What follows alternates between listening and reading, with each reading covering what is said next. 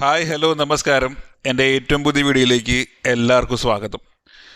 ഇന്ന് നമ്മൾ സംസാരിക്കാൻ പോകുന്നത് ആക്ച്വലി ക്രിസ്റ്റിയുടെ ലാമ്പുകളെ പറ്റിയാണ്. ലാമ്പ് പ്രൊജക്ടറുകൾ ഇപ്പം അധികം ഇല്ല. കേരളത്തിൽ ഒരുപാട് തിയേറ്ററുകൾ ഉണ്ട്. എന്നിരുന്നാലും പുറത്തെ രാജ്യങ്ങളൊന്നും ലാമ്പ് പ്രൊജക്ടറുകൾ ഇല്ല. കാരണം ലാമ്പ് പ്രൊജക്ടറുകൾ ഒരു 2017-18 സമയത്തോടു കൂടിയിട്ട് നിർത്തലാക്കിയിട്ടുണ്ട്. ഓൾമോസ്റ്റ് എല്ലാ കമ്പനികളും സാനോൺ ലാമ്പിൻ്റെ പ്രൊജക്ടറുകൾ ഇപ്പോൾ ഇറക്കുന്നില്ല.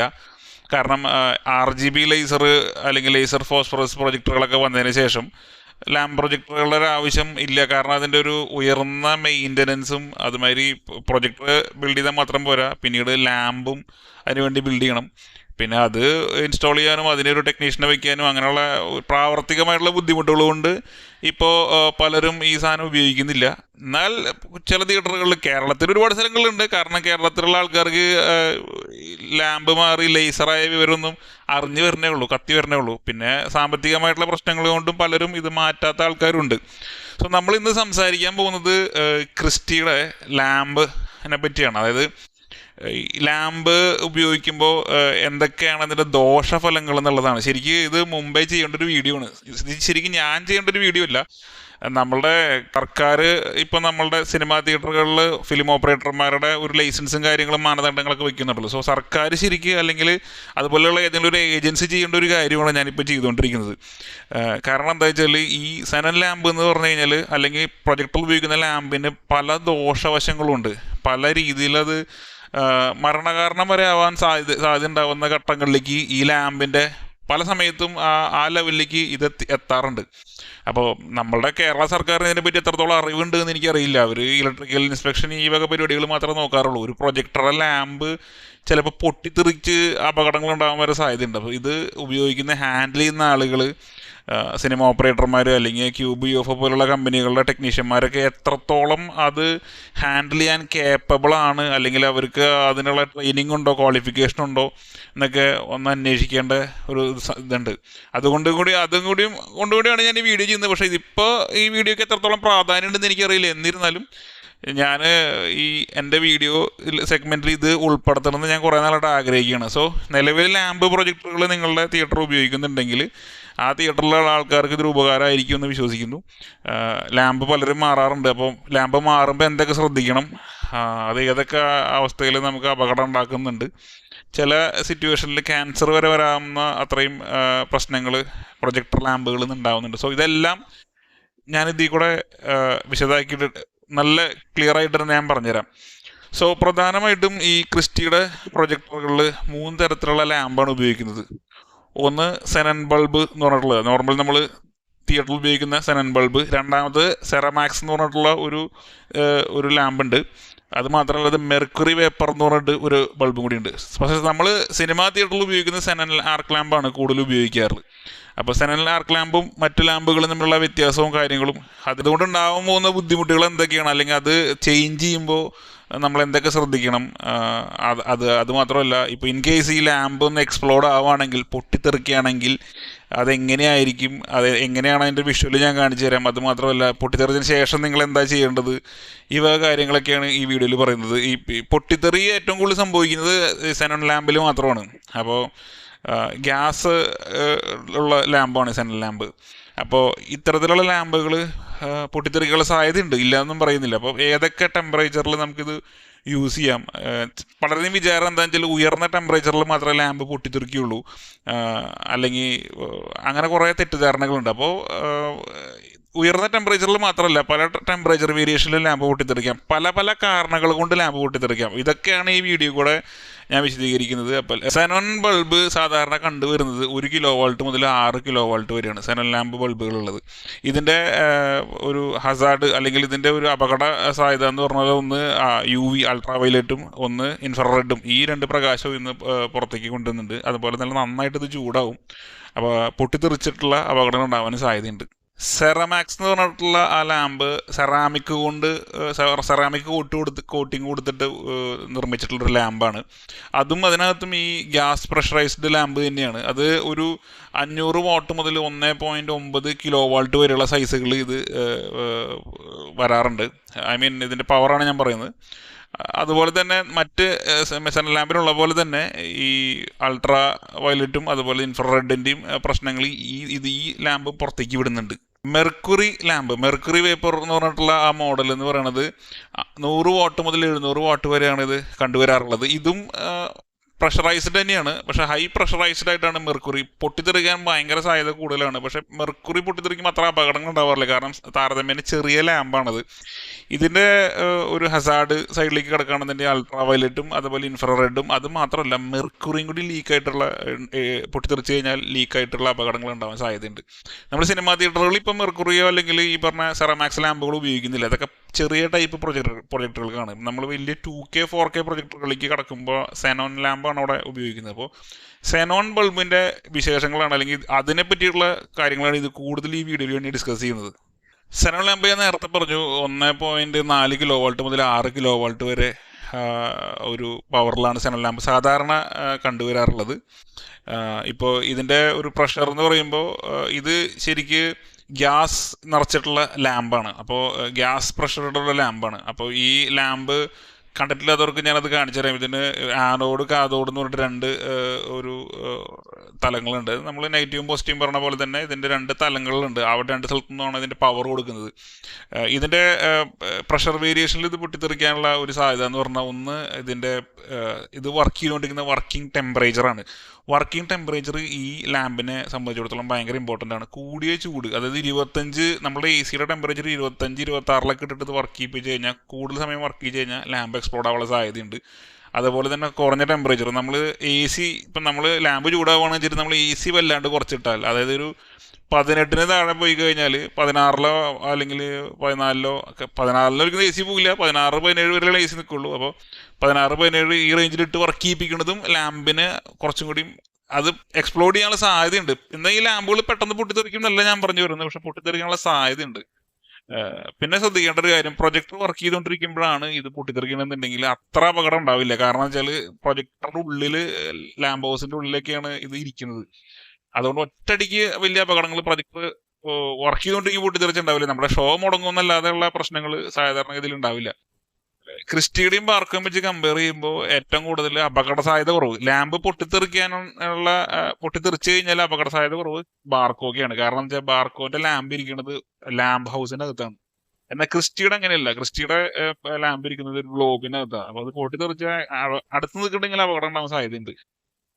പൊട്ടിത്തെറിക്കാൻ ഏറ്റവും കൂടുതൽ സാധ്യതയുള്ള ലാമ്പ് ബാർക്കോന്റെയാണ്, ക്രിസ്റ്റയുടെ ഇല്ല കേട്ടോ. ലാമ്പുകൾ ശരിക്ക് ലൈറ്റ് ശരിക്കും ഒരു റേഡിയേഷനാണ്. പ്രകാശം എന്ന് പറയുന്നത് റേഡിയേഷന്റെ ഒരു ഭാഗമാണ്. ഇപ്പൊ ലാമ്പുകള് പെട്ടെന്ന് പൊട്ടിത്തെറിച്ച് എന്താ ഉണ്ടാവാന്ന് വെച്ച് കഴിഞ്ഞാൽ തോറിയം എന്ന് പറഞ്ഞിട്ടൊരു സംഭവമുണ്ട്. തോറിയം നമ്മളുടെ ഇതിനകത്ത് പരക്കാനുള്ള സാധ്യത കൂടുതലാണ്. അപ്പൊ എപ്പോഴെങ്കിലും ലാമ്പ് പൊട്ടിത്തെറിക്കുകയാണെങ്കിൽ, നിങ്ങളുടെ തിയേറ്ററിലെ ലാമ്പ് പൊട്ടിത്തെറിക്കുകയാണെന്നുണ്ടെങ്കിൽ ഉടനടി ആ റൂമിൽ നിന്ന് പുറത്തേക്ക് പോവുക. എന്നിട്ട് ആ റൂം നമ്മളെ പ്രൊജക്ഷൻ ക്യാബിൻ അടച്ചിടുക. ഒരു 15 മിനിറ്റ് 20 മിനിറ്റ് എങ്കിലും അത് അടച്ചിട്ടതിന് ശേഷം മാത്രം നിങ്ങൾ അതിനകത്തേക്ക് എൻ്റർ ചെയ്യുക. ഞാൻ പൊട്ടിത്തെറിച്ച ഇമ്മീഡിയറ്റ് ആയിട്ട് ചെയ്യേണ്ടത് പ്രൊജക്ടറിന്റെ മെയിൻ പവർ കട്ട് ചെയ്യുക എന്നുള്ളതാണ്. നമ്മുടെ DB-ന്ന് അത് ELCB-ന്ന് കട്ട് ചെയ്യുക എന്നുള്ളതാണ്. അതിനുശേഷം നിങ്ങൾ ആ റൂം വിട്ട് പുറത്തോട്ട് പോകണം.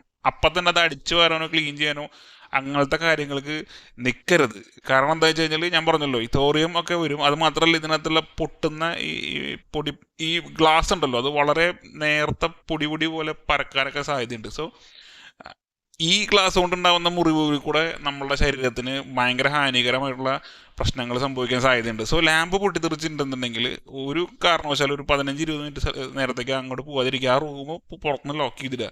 അതിനുശേഷം മാത്രം നിങ്ങൾ സേഫ്റ്റി ഗ്ലൗസുകളും കാര്യങ്ങളും മാസ്കുകളും ഇട്ടിട്ട് മാത്രം അത് ക്ലീൻ ചെയ്യാൻ ശ്രമിക്കുക. പ്രത്യേകം ശ്രദ്ധിക്കേണ്ടത്, ഒരു വാക്യൂം ക്ലീനർ കൊണ്ടുവന്ന് ക്ലീൻ ചെയ്യുകയാണെങ്കിൽ കുറച്ചും കൂടി ബെറ്റർ ആയിരിക്കും. ലാമ്പ് മാറാൻ പോകുമ്പോൾ നമ്മൾ ശ്രദ്ധിക്കേണ്ട ഒരു കാര്യം എന്താ വെച്ചാൽ, ലാമ്പ് മാറാൻ പോകുമ്പോൾ ക്രിസ്റ്റി തന്നെ അല്ലെങ്കിൽ ഏത് പ്രൊജക്ടർ കമ്പനി ആണെങ്കിലും അവർ 3 കാര്യങ്ങൾ അവിടെ മാൻഡാറ്ററി പറയുന്നുണ്ട്. ഇത് ശരിക്കും ഞാനിത് എടുത്തു പറയണം. കാരണം എന്താ വെച്ചാൽ, നമ്മുടെ നാട്ടിൽ കേരള ഗവൺമെൻറ്റോ സർക്കാരോ ആരും, ഈവൻ സിനിമാ തിയേറ്ററിലെ ആൾക്കാർ പോലും ഇത് ധരിക്കുന്നില്ല എന്ന് എനിക്ക് 100% ഉറപ്പ് പറയാൻ പറ്റും. കാരണം ഞാൻ പല സ്ഥലങ്ങളിലും യുഎഫിൻ്റെയും ക്യൂബിൻ്റെ ഒക്കെ സ്റ്റാഫുകൾ ലാമ്പ് മാറാൻ ഞാൻ നേരിട്ട് എൻ്റെ കണ്ണുകൊണ്ട് കണ്ടിട്ടുണ്ട്. ശരിക്കും ഒരു ലാമ്പ് മാറുമ്പോൾ നമ്മൾ അതിനുള്ള ഫേസ് ഷീൽഡ് വെക്കണം.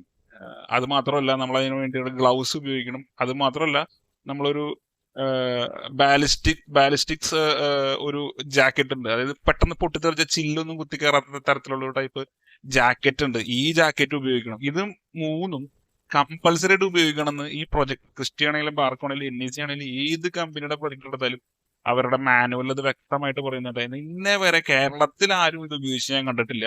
ഇതിന്റെ ഇമ്പോർട്ടൻസ് എന്താണെന്ന് ഇതുവരെ അവർക്ക് മനസ്സിലായിട്ടില്ല. കാരണം ഒരു ലാമ്പ് പൊട്ടിത്തെറിച്ച് എക്സ്പീരിയൻസ് ഉണ്ടായിട്ടില്ല. അതുകൊണ്ടാണ് നല്ല രീതിയിൽ അപകടം പറ്റും. ലാമ്പ് നമ്മൾ പ്രൊജക്ടറിന്റെ അകത്ത് ഉപയോഗിക്കുമ്പോൾ മാത്രമല്ല ഇത് പൊട്ടിത്തെറിക്കുക, നമ്മൾ ഈ പ്രൊജക്ടറിൽ നിന്ന് ഊരിയെടുക്കുന്ന സമയത്തും ഇത് പൊട്ടിത്തെറിക്കാൻ സാധ്യതയുണ്ട്.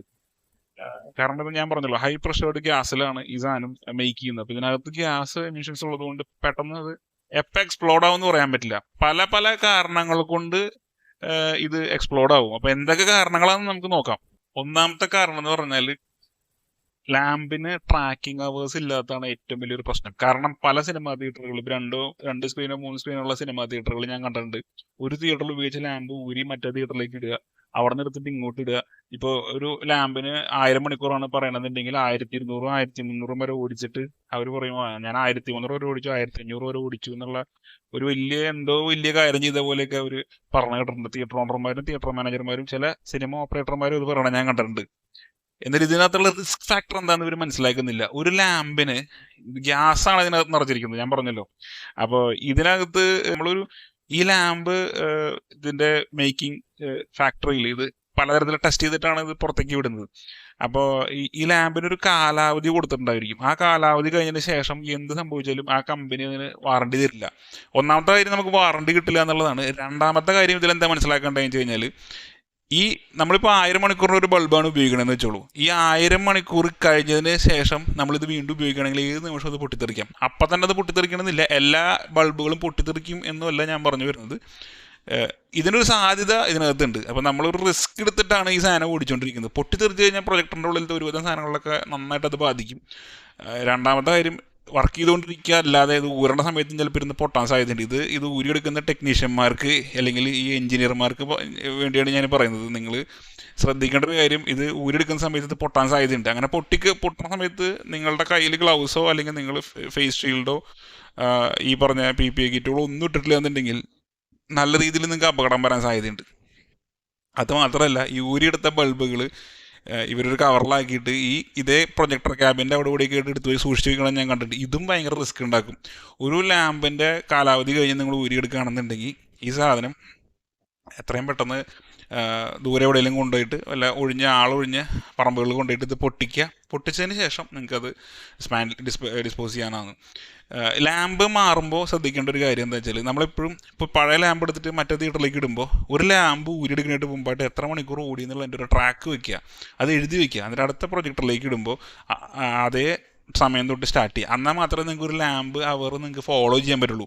അത് ഫോളോ ചെയ്തില്ലെങ്കിൽ നിങ്ങൾക്ക് ഈ പറഞ്ഞ പ്രശ്നങ്ങളൊക്കെ നിങ്ങൾക്ക് പ്രതീക്ഷിക്കാം. പിന്നെ അടുത്തൊരു പ്രശ്നം എന്താണെന്ന് വെച്ച് കഴിഞ്ഞാൽ, ഇത് പല എഞ്ചിനീയേഴ്സും ശ്രദ്ധിക്കാറില്ല. UFOയിലും ക്യൂബിലുള്ള ഞാൻ UFOനും ക്യൂബിനും കുറ്റം പറയല്ല, ഞാനിത് നേരിട്ട് കണ്ടിട്ടുണ്ട്. ഇവർ ലാമ്പ് മാറുന്നത് ഞാൻ പല തിയേറ്ററുകളിലും, തൃശ്ശൂരിലെ പല തിയേറ്ററുകളിലും ഞാൻ പോയ സമയത്ത് ഇവിടുത്തെ എഞ്ചിനീയർമാർ ലാമ്പ് ഊരുന്നത് നേരിട്ട് കണ്ടിട്ടുണ്ട്. ഞാൻ എൻ്റെ വിറ്റ്നസ്സാണ്. ഇനി ഇതിൻ്റെ പേരിൽ UFOയ്ക്കും ക്യൂബിനും എന്നോട് എന്തെങ്കിലും വിഷമം തോന്നിയാലും ഒന്നുമില്ല, എനിക്കൊന്നുമില്ല. ഞാൻ ഉള്ള കാര്യം തന്നെ, ഞാൻ കണ്ട കാര്യമാണ് പറയുന്നിട്ടുള്ളത്. അപ്പോൾ ഇവർ ലാമ്പ് ഊരിയെടുക്കുന്നതൊക്കെ വെറും നമ്മൾ സാധാരണ കൈ കൊണ്ടാണ് ഈ സാധനം അഴിച്ചെടുക്കുന്നത്. അതോട് ഇത് ലാമ്പ് ഇങ്ങനെ തിരിച്ച് ഊരിയെടുക്കുക ചെയ്യുക. അപ്പോൾ ഊരിയെടുക്കുമ്പോൾ പല സമയത്തും ഈ ഫിംഗർ പ്രിൻറ്റ്, നമ്മളുടെ കൈമലത്തെ ഫിംഗർ പ്രിൻറ്റ് പതിയാൻ സാധ്യതയുണ്ട്. അതായത് നമ്മളൊരു പുതിയ ലാമ്പ് പൊട്ടിച്ച് കവറിൽ നിന്ന് പൊട്ടിച്ച് പ്രൊജക്ടറിനകത്തേക്ക് ഇടുമ്പോൾ നമ്മളുടെ കൈവിരലടയാളം പതിയാൻ സാധ്യതയുണ്ട്. കാരണം ഇത് ചില്ലാണല്ലോ, ഫുൾ ക്ലീൻഡ് ചില്ലാണ്. അപ്പോൾ ആ ചില്ലുമ്മേ നമ്മളുടെ വിരലടയാളം പതിയാൻ സാധ്യതയുണ്ട്. ഈ വിരലടയാളം എത്രത്തോളം ഡേഞ്ചറാണെന്ന് അവർ മനസ്സിലാക്കുന്നില്ല. ഈ വിരലടയാളം പതിഞ്ഞ് ഈ ലാമ്പ് അതിനകത്ത് ഇട്ടിട്ട് നമ്മൾ സ്റ്റാർട്ട് ചെയ്യുമ്പോൾ ലാമ്പ് ഹീറ്റാവും. ലാമ്പ് വർക്ക് ചെയ്തുകൊണ്ടിരിക്കുമ്പോൾ ചൂടായി വരുമ്പോൾ നമ്മളുടെ വിരലടയാളം പതിഞ്ഞ സ്ഥലത്ത് മാത്രം കോൺസെൻട്രേറ്റ് ആയിട്ട് അവിടെ മാത്രം പ്രത്യേകമായിട്ട് ചൂടാവും. അതായത് മൊത്തത്തിൽ ചൂടാവുന്ന ബൾബിൽ നമ്മളുടെ വിരലടയാളം പതിഞ്ഞിട്ടുള്ള സ്ഥലത്ത് മാത്രം പ്രത്യേകം ചൂടാവും. അവിടെ ലാമ്പിന് ക്രാക്ക് വരാൻ സാധ്യതയുണ്ട്. ആ വഴി അത് എക്സ്പ്ലോഡ് ചെയ്യാൻ സാധ്യതയുണ്ട്. ഇത് 98% നടക്കാൻ സാധ്യതയുണ്ട്. കാരണം എന്താ വെച്ച് കഴിഞ്ഞാൽ, ഫിസിക്സ് പഠിച്ചവർക്കറിയാം, നമ്മളുടെ ഫിലമെൻ്റുള്ള ഏതൊരു ബൾബ് എടുത്താലും അവിടെ വിരലടയാളം വെച്ചിട്ട് സ്ഥലത്ത് നമ്മൾ ഇതാക്കുകയെന്നുണ്ടെങ്കിൽ ആ ബൾബ് പെട്ടെന്ന് പൊട്ടാൻ സാധ്യതയുണ്ട്. ഇതേ സെയിം തത്വം തന്നെയാണ് ഇതിൻ്റെ പിന്നിലും വരുന്നത്. പിന്നെ അടുത്തൊരു പ്രശ്നം എന്താ വെച്ചാൽ, ഇപ്പോഴും ഈ ലാമ്പ് ഉള്ള പ്രൊജക്ടറുകൾക്ക് ഒരു പ്രത്യേകത വെച്ചാൽ, ലാമ്പ് നമ്മൾ പടം കഴിഞ്ഞ് നമ്മളെ സിനിമകൾ കഴിഞ്ഞ് നമ്മൾ നിർത്താൻ നേരത്ത് ലാമ്പ് ഓഫ് ചെയ്യുമ്പോൾ അതൊരു 10 മിനിറ്റ് കൂൾ ഡൗൺ സമയം കൊടുക്കും. എന്തിനാണെന്ന് വെച്ചാൽ ലാമ്പ് നമ്മൾ പവർ ഓഫ് ചെയ്ത് ലാമ്പ് ടേൺ ഓഫ് ചെയ്യുമ്പോൾ ലാമ്പിന് ഒരു പ്രത്യേകം കൂളിംഗ് കൊടുക്കുന്നുണ്ട്, ഫാൻ കൂളിംഗ് കൊടുക്കുന്നുണ്ട്. എന്താ വെച്ചാൽ ലാമ്പ് കൂൾ ഡൗൺ ആവാനായിട്ടാണ്. അപ്പോൾ ഒരു 9 മിനിറ്റ് 10 മിനിറ്റ് ഒരു സമയം കൊടുക്കും. അത് ആ പ്രൊജക്ടർ ക്രിസ്റ്റിയുടെ പ്രൊജക്ടറിലൊക്കെ ആണെന്നുണ്ടെങ്കിൽ അത് ഡിഫോൾട്ടായിട്ട് ആ ടൈം ഉണ്ട്. അത് ടൈം കഴിയാൻ നിങ്ങൾക്ക് പ്രൊജക്ടർ ഓഫ് ചെയ്യാൻ പോലും പറ്റില്ല. ബാർക്കോൾ അങ്ങനെയല്ല, ബാർക്കോൾ നിങ്ങൾക്ക് നേരിട്ട് ഓഫ് ചെയ്യാൻ പറ്റും. അതുകൊണ്ടാണ് ബാർക്കോ പൊട്ടിത്തെറിക്കാനുള്ള സാധ്യത കൂടുതൽ. ക്രിസ്റ്റി പൊട്ടിത്തെറിക്കാത്തതിൻ്റെ പെട്ടെന്ന് പൊട്ടിത്തെറിക്കാത്തത് ഇതിൻ്റെ സാധ്യത, ഇത് രണ്ടും തമ്മിലുള്ള വ്യത്യാസം ഇതാണ്. ബാർക്കോൽ പെട്ടെന്ന് പൊട്ടിത്തെറിക്കാനുള്ള കാരണം എന്താ വെച്ചാൽ ബാർക്കോൽ ഇത് ഇമ്മീഡിയറ്റ് നമുക്ക് പ്രൊജക്ടർ ഓഫ് ചെയ്യാൻ പറ്റും. ക്രിസ്റ്റിയിൽ അത് പറ്റില്ല. ക്രിസ്റ്റിയിൽ ഈ പറഞ്ഞ ലാമ്പ് കൂൾ ഡൗണിന് ശേഷം മാത്രമേ പ്രൊജക്ടർ പവർ ഡൗൺ ചെയ്യാനുള്ള ഓപ്ഷൻ തന്നെ അവിടെ കത്തി വരുള്ളൂ. അപ്പോൾ നമ്മൾ ഈ പറഞ്ഞ 10 മിനിറ്റ് കൂൾ ഡൗൺ ചെയ്യാതെ പ്രൊജക്ടർ ഒറ്റയടിക്ക് ഓഫ് ചെയ്തിട്ട് പോകുന്ന ഓപ്പറേറ്റർമാരുണ്ട്, ഞാൻ കണ്ടിട്ടുണ്ട്. അങ്ങനത്തെ സിറ്റുവേഷനിൽ എന്താ ഉണ്ടാവുക വെച്ച് കഴിഞ്ഞാൽ ചിലപ്പോൾ നിങ്ങൾ ഓഫ് ചെയ്തിട്ട് പോകും, പിന്നെ പിറ്റേ ദിവസം രാവിലെ വന്നിട്ട് ഓണാക്കുക. അപ്പോൾ ഈ പോയതിന് ശേഷം നിങ്ങളിത് ഓഫ് ചെയ്തിട്ട് പോയതിന് ശേഷം ലാമ്പിൽ ക്രാക്ക് വീഴും. പിറ്റേ ദിവസം രാവിലെ ഓണാക്കിയ വഴിക്ക് അപ്പം തന്നെ ടം ഒരു എക്സ്പ്ലോഡ് ആവും. അപ്പോൾ ആ അത്തരത്തിലുള്ള ഇഷ്യൂസും ഒഴിവാക്കുക. അതല്ലെങ്കിൽ നമുക്ക് പ്രൊജക്ടറിൽ എന്തെങ്കിലും മെയിൻ്റനൻസ് നടത്താനുണ്ട്. അപ്പോൾ പെട്ടെന്ന് നമുക്കിത് ഓണാക്കിയിട്ട് ഓഫ് ചെയ്തിട്ട് അപ്പം തന്നെ പവർ ഊരി ഈ ബൾബ് ഊരാനൊക്കെ നോക്കി കഴിഞ്ഞാൽ അത് എക്സ്പ്ലോഡ് ആവും. സോ ഇങ്ങനത്തെ കാര്യങ്ങളൊക്കെ അവോയ്ഡ് ചെയ്യുക. കാരണം ഈ പ്രൊജക്ടറിന് അത് ഈ 10 മിനിറ്റ് കൂളിംഗ് ഡൗൺ സമയം കൊടുക്കുക എന്തിനാ വെച്ചാൽ ലാമ്പിൻ്റെ എക്സ്പ്ലോഷൻ അതിൽ പൊട്ടിത്തെറിക്കാനുള്ള സാധ്യത കുറയ്ക്കാനായിട്ടാണ് ഇങ്ങനത്തെ ഓപ്ഷൻ അവർ കൊടുത്തിരിക്കുന്നത്. പക്ഷെ നമ്മളാരും നമ്മളുടെ തിരക്കിൻ്റെ ഇടയിൽ ശ്രദ്ധിക്കുന്നില്ല എന്നുള്ളതാണ് ഏറ്റവും വലിയൊരു കാര്യം. ഇനി ലാമ്പുകളിൽ നിന്ന് നമുക്ക് കണ്ണിനുണ്ടാവുന്ന പ്രശ്നങ്ങൾ എന്തൊക്കെയാണ്, ഇതും പലരും ശ്രദ്ധിക്കാത്തൊരു കാര്യമാണ്. പല ആളുകളും ഞാൻ കണ്ടിട്ടുണ്ട് സിനിമാ തിയേറ്ററിൽ പോയിട്ട് സ്ക്രീനിൻ്റെ അടുത്ത് നിന്നിട്ട് പ്രൊജക്ടറിലേക്ക് നോക്കുക, അല്ലെങ്കിൽ പ്രൊജക്ടർ ഓൺ ആക്കിയിട്ടിട്ട് അതിൻ്റെ മുമ്പിലേക്ക് കോണി വെച്ച് കയറി ആ പ്രൊജക്ടറിൻ്റെ പോർട്ട് വിൻഡോ അതായത് ഗ്ലാസ് തുടയ്ക്കുക. ഓപ്പറേറ്റർമാർ കാണിക്കുന്ന ഒരു മണ്ടത്തരാണ്. ഇങ്ങനത്തെ ഒരുപാട് കാര്യങ്ങൾ ഞാൻ കണ്ടിട്ടുള്ള എൻ്റെ ഒരു എക്സ്പീരിയൻസ് വെച്ചിട്ട് ഞാൻ സംസാരിച്ചുകൊണ്ടിരിക്കുന്നത്. അപ്പോൾ ആദ്യമായിട്ട് നമ്മൾ മനസ്സിലാക്കേണ്ടത് 3 തരത്തിലുള്ള വ്യൂസ് ഉണ്ട്. നമ്മളുടെ കണ്ണുകൊണ്ട് നോക്കുമ്പോൾ 3 തരത്തിലുള്ള വ്യൂസ് ഉണ്ട്. ആ 3 തരത്തിലുള്ള വ്യൂസ് എന്ന് പറഞ്ഞാൽ ഒന്ന് ഡയറക്റ്റ് വ്യൂ എന്ന് പറഞ്ഞു കഴിഞ്ഞാൽ നമ്മൾ നേരിട്ട് പ്രൊജക്ടറിൻ്റെ ലെൻസിലേക്ക് നോക്കണം. ഓണായിരിക്കുമ്പോൾ അല്ലെങ്കിൽ വിഷ്വൽ വന്നുകൊണ്ടിരിക്കുമ്പോൾ നമ്മൾ നേരിട്ട് നോക്കണം. അത് ഒന്നാമത്തെ വ്യൂ. അത് ഭയങ്കര സീരിയസ് ആയിട്ട് നമ്മളുടെ കണ്ണിനെ അത് ബാധിക്കും. 2 സ്പെക്കുലർ വ്യൂ എന്ന് പറയുമ്പോൾ എന്താണെന്ന് വെച്ച് കഴിഞ്ഞാൽ നമ്മൾ ഒരു പ്രൊജക്ടർ എന്നുള്ള ആ ലൈറ്റ് ഒരു പ്രതലത്തിൽ തട്ടി തിരിച്ച് നമ്മുടെ കണ്ണിലേക്ക് എത്താണ് സ്പെക്കുലർ വ്യൂ. അപ്പോൾ അവിടെയും നമ്മളുടെ കണ്ണിന് ഡയറക്റ്റ് പ്രശ്നങ്ങളൊന്നും വരില്ല. എന്നിരുന്നാലും പ്രൊജക്ടർ എന്നുള്ള നമ്മളുടെ സ്ക്രീനിലേക്കുള്ള കാലിബ്രേഷൻ അല്ലെങ്കിൽ ലൈറ്റിൻ്റെ ഒരു അളവ് കറക്റ്റായിട്ട് കാലിബ്രേറ്റ് ചെയ്തിട്ടില്ല എന്നുണ്ടെങ്കിൽ അവിടെയും കൂടുതൽ വരും. പക്ഷെ അത് പെട്ടെന്നുള്ള തെർമൽ ഡാമേജുകളൊന്നും ഉണ്ടാവില്ല. പക്ഷെ ഡയറക്റ്റ് വ്യൂവിൽ നമുക്ക് എന്തായാലും തെർമൽ ഡാമേജ് വരും. ലാമ്പാണെങ്കിൽ കുറച്ച് കഴിഞ്ഞിട്ട് കണ്ണടിച്ചു പോകും. ലേസർ ആണെങ്കിൽ സ്പോട്ടിൽ പോകാൻ സാധ്യതയുണ്ട്. ക്ലാസ് 4 ലേസറൊക്കെ ആണെന്നുണ്ടെങ്കിൽ ഐമാക്സിലൊക്കെ ക്ലാസ് 4 ലേസറൊക്കെ ഉപയോഗിക്കുന്നുണ്ട്. അതിലേക്കൊക്കെ നോക്കിക്കഴിഞ്ഞാൽ നല്ല ഇൻറ്റേർണൽ പ്രശ്നങ്ങൾ വരാൻ സാധ്യതയുണ്ട്. പിന്നെയുള്ളൊരു വ്യൂ ആണ് ഡിഫ്യൂസ്ഡ് വ്യൂ എന്ന് പറഞ്ഞാൽ എന്താ ഉണ്ടാവണമെന്ന് വെച്ച് കഴിഞ്ഞാൽ ഇത് നേരത്തെ ഞാൻ പറഞ്ഞല്ലോ, സ്പെക്കുലർ വ്യൂ എന്ന് പറഞ്ഞാൽ അതേ മെത്തേഡ് തന്നെയാണ്. അതായത് പ്രൊജക്ടറിൽ നിന്ന് ഇമേജ് പ്രകാശം പോയി സ്ക്രീനിലേക്ക് അടിച്ച് നമ്മുടെ കണ്ണിലേക്ക് എത്തുന്നു. പക്ഷേ ഇവിടെ എന്താ ഉണ്ടാവണമെന്ന് വെച്ച് കഴിഞ്ഞാൽ ഈ അടിക്കുന്ന പ്രതലം എന്ന് ഉദ്ദേശിക്കുന്നത് സ്ക്രീനാണ്. സ്ക്രീനിലടിച്ച് നമ്മുടെ കണ്ണിലേക്ക് എത്തുമ്പോൾ സ്ക്രീൻ ഡിഫ്യൂസ് ചെയ്യുന്നുണ്ട് ആ ലൈറ്റ്. അതായത് ആ ലൈറ്റിൻ്റെ പവർ പല തരത്തിൽ കുറയ്ക്കുന്നുണ്ട്. അവിടെയാണ് ഒരു സ്ക്രീനിൻ്റെ പ്രത്യേകത. സാധാരണ നമ്മൾ ഈ ഹോം സിനിമയൊക്കെ ചെയ്യുന്ന ആൾക്കാർ ചിലർ ചോദിക്കാറുണ്ട്, എന്തിനാണ് സാർ നമ്മളൊരു സ്ക്രീൻ മേടിക്കുന്നത്, നമുക്ക് ഒരു ചുമര് മേടിച്ച് അവിടെ വൈറ്റ് പെയിൻ്റ് അടിച്ചിട്ട് വെച്ചാൽ പോരെ, അല്ലെങ്കിൽ ഒരു ഫ്ലെക്സ് കൊണ്ടുവന്ന് വലിച്ചു കിട്ടിയാൽ പോരെ, അതിലടിച്ചാൽ പോരെ, അല്ലെങ്കിൽ ഒരു വെള്ളം കൊണ്ട് വലിച്ചു കിട്ടിയാൽ പോരെ എന്ന് ചോദിക്കുന്നുണ്ട്. പക്ഷേ അവിടെയൊക്കെ നടക്കുന്നത് ഡയറക്റ്റ് വ്യൂ ആണ്, ഡയറക്റ്റ് റിഫ്ലക്ഷൻ ആ കണ്ണിലേക്ക്. നമുക്കവിടെ ഡിഫ്യൂസ്ഡ് വ്യൂ ആണ് ഒരു സിനിമ കാണുമ്പോൾ എപ്പോഴും വേണ്ടത്. അല്ലെങ്കിൽ ഒരു പ്രൊജക്ടറിലേക്ക് നമ്മൾ പ്രൊജക്ടർ എന്ന് പറഞ്ഞാൽ 5 മിനിറ്റ് 10 മിനിറ്റ് അല്ല നോക്കുന്നത്. ഒരു 3 മണിക്കൂറിൻ്റെ പടക്കുകയാണെങ്കിൽ കണ്ടിന്യൂസ് 3 മണിക്കൂർ അതിലേക്ക് കോൺസെൻട്രേറ്റ് ചെയ്ത് കണ്ണ് നട്ടിരിക്കുക. ഈ ഒരു അവസ്ഥയിൽ ഡിഫ്യൂസ്ഡ് വ്യൂ ഇല്ലാന്നുണ്ടെങ്കിൽ അവിടെയും നമ്മുടെ കണ്ണിന് തെർമൽ ഡാമേജ് വരാൻ സാധ്യതയുണ്ട്. ഇത് എങ്ങനെയാണ് നമ്മുടെ കണ്ണിനെ ബാധിക്കണമെന്ന് വെച്ച് കഴിഞ്ഞാൽ ഈ പ്രൊജക്ടറിൻ്റെ അകത്തുള്ള ബൾബ് എന്ന് പറഞ്ഞ പ്രകാശം അത് സ്പ്രെഡായിട്ടല്ല നമ്മുടെ കണ്ണിലേക്ക് എത്തുന്നത്. ഇത് എല്ലാം കൂടി ഒരു ലെൻസിൻ്റെ ഫോക്കൽ പോയിന്റിലേക്ക് പോയിന്റ് ചെയ്യപ്പെടുകയാണ്. അതായത് ഈ പ്രകാശം മുഴുവൻ ഒരു ബിന്ദുവിലേക്ക് പോയിന്റ് ചെയ്തിട്ട് അവിടെ നിന്നാണ് വീണ്ടും സ്ക്രീനിലേക്ക് മേടിക്കുന്നത്. സ്ക്രീനിൽ മേടിച്ചിട്ട് തിരിച്ച് നമ്മളുടെ കണ്ണിലേക്ക് വരുമ്പോൾ നമ്മളുടെ കണ്ണും ലെൻസും വർക്ക് ചെയ്യുന്നത് ഏതാണ്ട് ഒരുപോലെയാണ്. പ്രൊജക്ടറിൽ നിന്ന് ഇമേജ് പുറത്തേക്ക് പോകുന്നുണ്ടെങ്കിൽ നമ്മുടെ കണ്ണ് ഇമേജ് റിസീവ് ചെയ്യണം. അപ്പം നമ്മുടെ കണ്ണിനും ഒരു ഫോക്കൽ പോയിന്റ് ഉണ്ടായിരിക്കും. നമുക്ക് കോർണിയ കഴിഞ്ഞ ലെൻസ് പഠിച്ചിട്ടുണ്ടാവുമല്ലോ, കണ്ണിനെ പറ്റി നിങ്ങൾ പഠിച്ചിട്ടുണ്ടായിരിക്കും. അപ്പോൾ നമുക്ക് നമ്മളുടെ ഇമേജ് പ്രോസസ് ചെയ്യുന്ന അല്ലെങ്കിൽ ഇമേജ് കാണുന്ന ഈ നമ്മളുടെ കണ്ണിലേക്ക് തട്ടുമ്പോൾ റെറ്റിനൽ മേടിക്കുമ്പോഴാണ് നമുക്ക് ആ ഇമേജ് പ്രോസസ് ചെയ്യുന്ന ബ്രെയിൻ ആണെങ്കിലും ഈ ഇമേജ് പോയി തട്ടുന്ന സ്ഥലമാണ് റെറ്റിന. അപ്പം നമ്മുടെ കണ്ണിനകത്തുള്ള സ്ക്രീനാണ് ശരിക്കും റെറ്റിന. അപ്പോൾ ഈ റെറ്റിനയിൽ ആണ് റെറ്റിനയുടെ ഒരു ഇതുണ്ട്, ഫോക്കൽ പോയിന്റ് ഏരിയ. അതായത് നമ്മൾ ഈ പ്രകാശം വന്ന് തട്ടുന്ന ഭിത്തി, റെറ്റിന വോൾ എന്ന് പറയും, റെറ്റിന ഭിത്തി, ഇവിടെ വന്ന് അടിക്കുമ്പോൾ എന്താ ഉണ്ടാവുക വെച്ചാൽ ഈ പ്രകാശത്തിൻ്റെ തീവ്രത കൂടുതലാണെങ്കിൽ, ഹൈ റേഡിയേഷൻ ആണെന്നുണ്ടെങ്കിൽ ആ റെറ്റിന ഭിത്തിയിൽ നമുക്ക് തെർമൽ ഡാമേജ് വരാൻ സാധ്യതയുണ്ട്. ഇങ്ങനത്തെ പ്രശ്നം ഉണ്ടായാൽ എന്താ ഉണ്ടാവുക വെച്ച് കഴിഞ്ഞാൽ, ഒന്നാമത്തെ കാര്യം ചിലപ്പോൾ കളർ ബ്ലൈൻഡ്നസ് വരാൻ സാധ്യതയുണ്ട്. അതായത് ചുവപ്പ് കണ്ട കറുപ്പായിട്ട് തോന്നും, കറുപ്പ് കണ്ട വെള്ളയായിട്ട് തോന്നും. അപ്പോൾ കളർ ബ്ലൈൻഡ്നസ് വരാൻ സാധ്യതയുണ്ട്. അതല്ലെങ്കിൽ നമ്മുടെ കണ്ണിനെ കാര്യമായിട്ട് നമുക്ക് പെട്ടെന്ന് ഈ കണ്ണിൽ മിന്നലടിച്ച പോലത്തെ ഒരു ഫീലൊക്കെ ചില സമയത്ത് വരാറില്ലേ, അത് പിന്നെ പെട്ടെന്ന് കണ്ണിങ്ങനെ അടഞ്ഞു പോകുന്ന ആൾക്കാരുടെ പ്രശ്നം കണ്ടിട്ടില്ലേ, അത് വരാറുണ്ട്. അതല്ലാന്നുണ്ടെങ്കിൽ നമുക്ക് ഏറ്റവും കോമൺ ആയിട്ട് കണ്ടുവരുന്നത് എന്താ വെച്ചാൽ കണ്ണിൻ്റെ ഫോക്കസ് ഇത് പോകും. അതായത് ഒരു ഒബ്ജക്റ്റിലേക്ക് നമുക്ക് പെട്ടെന്ന് ഫോക്കസ് ചെയ്യാൻ പറ്റില്ല എന്നുള്ളതാണ് അങ്ങനത്തെ ഒരു പ്രശ്നം വരണം. അപ്പം അങ്ങനെ ഉള്ള സമയത്ത് നമുക്ക് എക്സ്ട്രാ കണ്ണടകൾ ഉപയോഗിക്കേണ്ടി വരും. കമ്പ്യൂട്ടറൊക്കെ ഉപയോഗിക്കുന്ന ആൾക്കാർ യൂസ് ചെയ്യുന്ന പോലെ തന്നെ കണ്ണടകൾ കയറും നമ്മുടെ കണ്ണിൽ. ഇതും അല്ലാന്നുണ്ടെങ്കിൽ ഏറ്റവും കോമൺ ആയിട്ട് ഒരുവിധം 100% ആൾക്കാരിലും വരാൻ സാധ്യതയുള്ള ഒരു പ്രശ്നം എന്താ വെച്ചാൽ കണ്ണിൽ നിന്ന് വെറുതെ വെള്ളം വരും.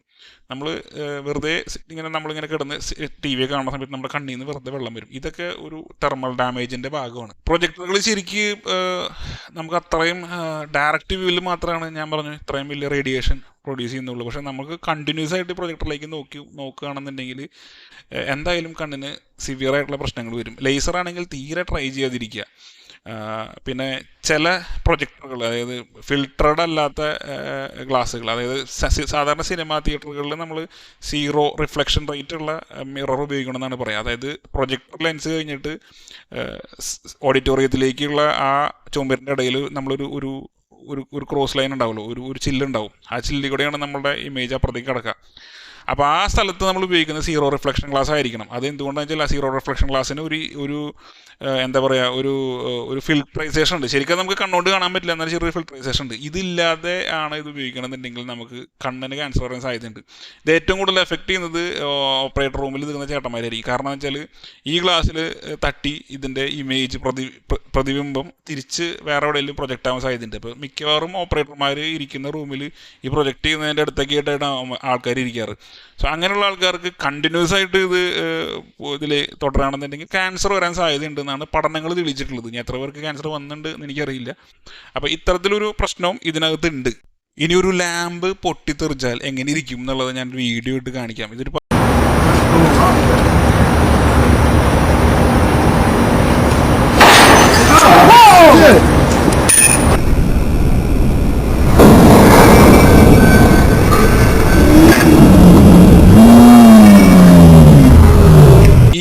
പൂർണ്ണമായിട്ട് ഞാൻ ചെയ്തിരിക്കുന്നത്, ഞാൻ റീസെൻ്റ്ലി കഴിഞ്ഞിട്ടുള്ള ക്രിസ്ത്യൻ യൂണിവേഴ്സിറ്റിയുടെ തന്നെ ഒരു കോഴ്സാണ്, ഒരു ട്രെയിനിങ് ആണ്. അതായത് പ്രൊജക്ടർ ആൻഡ് ലാമ്പ് സേഫ്റ്റി എന്ന് പറഞ്ഞിട്ടുള്ള ഒരു ട്രെയിനിങ്ങിനെ ബേസ് ചെയ്തിട്ടാണ് ഞാൻ ഈ വീഡിയോ ചെയ്തിട്ടുള്ളത്.